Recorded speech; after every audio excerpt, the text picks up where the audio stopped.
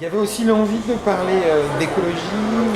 Alors, on s'est dit, c'est une envie, mais c'est pas une envie, parce que le message qu'on donne, qui est que la pollution c'est mal, ou choses comme ça, il est basique, c'est-à-dire qu'on le sait.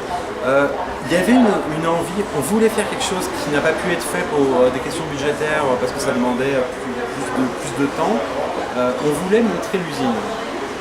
On voulait montrer l'usine, et on voulait montrer que l'usine de cette usine provinciale, elle fait vivre la commune. Et de montrer que les gens qui travaillent dans cette usine sont pollués par cette propre usine en fait.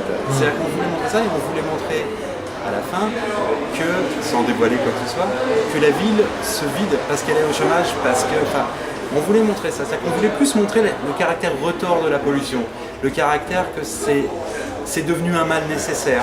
C'est-à-dire que, enfin, c'est devenu un mal nécessaire. Tout, ça peut changer, j'espère que ça va changer, mais de jouer sur ce côté-là.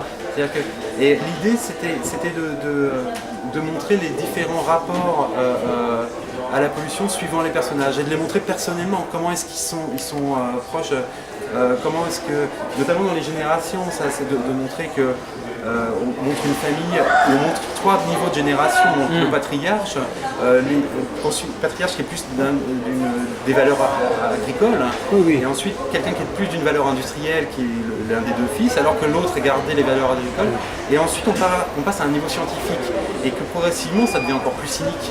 On voulait montrer ça. Après, on parlait des dialogues, on a essayé de le mettre le plus efficacement possible, c'est-à-dire qu'on a essayé de le jouer comme ça. Donc, on voulait que ce soit une toile de fond sans forcément que ce soit quelque chose de pamphlétaire en fait. Voilà.